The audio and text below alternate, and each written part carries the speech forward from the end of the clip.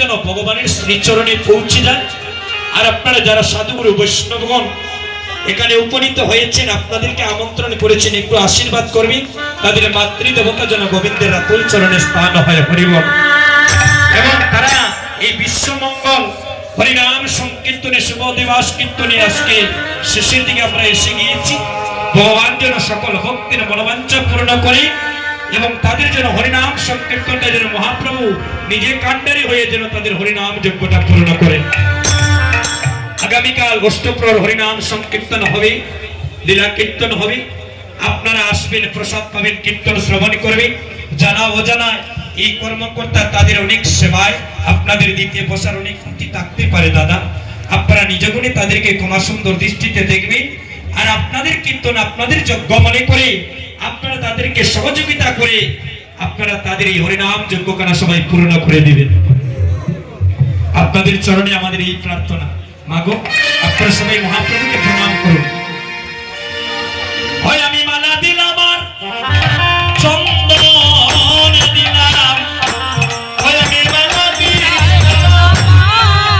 চন্দন দিলাম, আমি মালা দিলাম আর চন্দন দিলাম, হয় মালা দিলাম আর চন্দন দিলাম, শুভ দিবসে